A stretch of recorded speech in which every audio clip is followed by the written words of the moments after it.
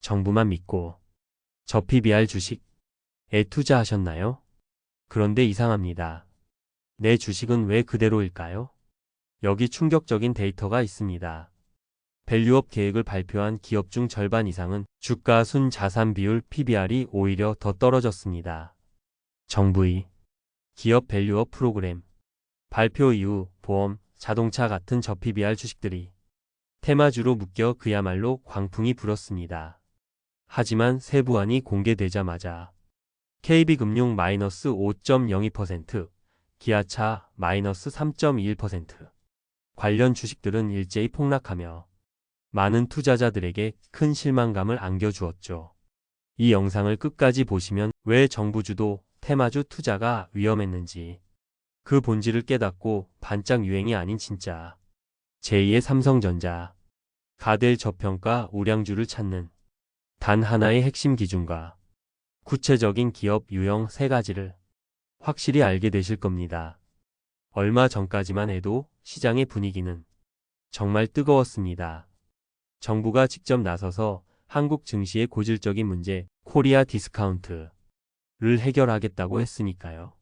40대 직장인 김 부장님을 한번 떠올려 보죠. 노후 준비를 위해 그리고 아이들 학자금을 위해 정말 큰맘 먹고 모아둔 돈을 투자하기로 결심합니다. 전문가들이 방송에 나와 연일 저 PBR을 외치고 정부가 밀어준다는 말에 이번에야말로 기회라는 확신이 들었죠. 그렇게 저 PBR 수혜주로 꼽히던 금융주와 자동차주에 목돈을 넣었습니다. 하지만 기대감에 부풀어 확인했던 스마트폰 속 주식 계좌는 세부안 발표 당일 순식간에 파랗게 물들었습니다. 정부 정책이라는 믿는 도끼에 발등이 찍힌 수많은 개인 투자자 중 한 명이 된 겁니다. 왜 이런 일이 벌어졌을까요?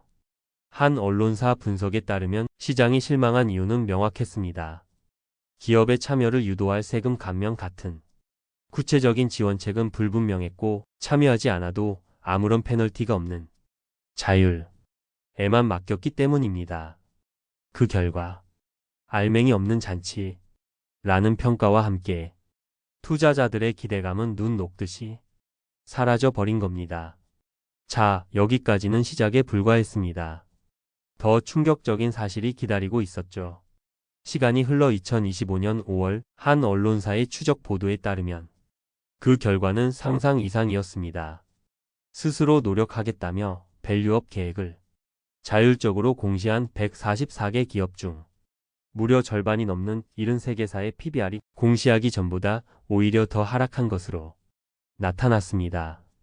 롯데쇼핑 0.14배, 이마트 0.18배, 기업의 청산가치에도 한참 못 미치는 굴욕적인 평가를 여전히 벗어나지 못하고 있었죠. 이것은 우리에게 아주 중요한 교훈을 줍니다. 기업의 노력하겠다 는 말만 믿고 투자하는 것이 얼마나 위험한지를 보여주는 명백한 증거입니다. 시장은 말이 아닌 숫자로 증명하는 기업에게만 보상을 해줍니다. 그렇다면 도대체 우리는 어떤 숫자를 봐야 하는 걸까요? 자, 지금까지 우리는 정부 정책 테마주의, 씁쓸한 현실을 살펴봤습니다. 많은 분들이 실망하셨을 겁니다. 하지만 여기서 영상을 끄시면 안 됩니다. 지금부터가 진짜 중요합니다. 그렇다면 우리는 저평가된 한국 주식을 영원히 외면해야 할까요? 아닙니다. 한 금융 전문가는 이렇게 말했습니다. 단순 저 PBR 투자는 함정이다. 일본 증시를 부활시킨 힘도 단순히 PBR이 낮은 기업이 아니라 자본 효율성을 높이고 주주와의 소통을 강화한 기업들이었습니다. 진짜 열쇠는 PBR이 아니라 바로 ROE 자기자 본이익률입니다. PBR이 기업의 가격표라면 ROE는 그 기업의 진짜 성능입니다. 즉 기업이 자기 돈으로 얼마나 돈을 잘 버는지를 보여주는 수익성의 핵심 지표인 거죠. 한번 생각해 보세요. PBR이 낮은데 ROE마저 낮다면 그건 그냥 싸구려입니다. 아무도 원하지 않는 물건이니 쌀 수밖에 없는 거죠. 하지만 PBR은 낮은데 ROE가 높다면 그게 바로 우리가 찾아야 할 박앤세일 중인 명품. 진짜 저평가 우량주입니다.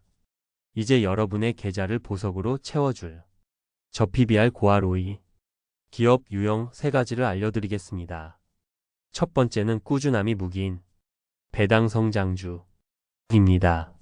미국 최고의 배당 ETF로 꼽히는 SCHD의 투자 철학을 빌려오는 겁니다. SCHD는 단순히 배당을 많이 주는 기업이 아니라 10년 이상 꾸준히 배당을 지급하고 부채 비율과 ROE 같은 재무 건전성이 철저하게 검증된 100개 기업에만 투자합니다. 국내에서도 이런 기준으로 꾸준히 이익을 내며 주주에게 배당을 늘려온 기업을 찾아보십시오. 이런 기업들은 시장이 흔들릴 때도 든든한 방어막이 되어주면서 안정적인 현금 흐름과 장기적인 주가 상승을 함께 선물해 줄 겁니다. 두 번째는 위기를 기회로 만드는 업계 1등주입니다. 산업 사이클이나 일시적인 악재로 주가는 바닥을 기고 있지만 누구도 넘볼 수 없는 독점적인 기술력과 시장 지배력 덕분에 높은 ROE를 꾸준히 유지하는 기업들이 있습니다. 중요한 것은 현재의 위기가 일시적인지 아니면 산업 자체가 저물어가는 구조적 쇠퇴인지를 판단하는 겁니다. 그 판단의 근거가 바로 ROE의 장기적인 추세입니다. 이런 기업들은 업황이 회복될 때 시장의 다른 어떤 주식보다도 빠르고 강력하게 튀어오를 엄청난 잠재력을 가지고 있습니다. 세 번째는 환골탈태하는 턴어라운드주입니다. 과거의 낡은 사업 모델 때문에 낮은 PBR과 낮은 ROE를 기록했지만 과감한 신사업 진출이나 구조 조정을 통해 ROE가 극적으로 개선되는 기업을 말합니다. 솔직히 이런 기업을 찾는 건 쉽지 않습니다. 재무제표의 변화를 꼼꼼히 추적하고 기업의 미래 비전을 분석하는 노력이 필요하죠. 하지만 일단 발굴에 성공한다면 10배 이상의 폭발적인 수익률 이른바 10배거를 안겨줄 수 있는 가장 강력한 후보입니다. 오늘 이야기의 핵심은 간단합니다. 정부가 던져주는 테마를 쫓지 마십시오. 기업의 본질인 수익성, 즉 ROE를 보고 투자하십시오. 단순히 싼 주식이 아니라 싸고 돈 잘 버는 주식을 사야 합니다. 정부의 밸류업은 실망스러웠을지 몰라도 여러분의 계좌를 진짜 밸류업 시키는 것은 바로 오늘 여러분의 현명한 선택에 달려 있습니다. 눈앞의 벽이 넘을 수 없는 절망이 아니라 부자로 가는 계단이 될 수 있습니다. 지금 당장 증권사 앱을 열고 여러분이 가진 주식 중 단 하나의 ROE를 검색해 보십시오. 그리고 그 숫자가 무엇을 의미하는지 한번 생각해 보세요. 그것이 진짜 투자의 시작입니다. 여러분은 어떤 기준으로 좋은 주식을 고르시나요?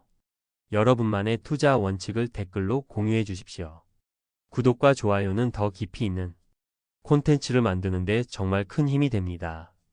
당신의 돈이 잠자는 동안에도 일하기를 바라며 부자의 서재였습니다.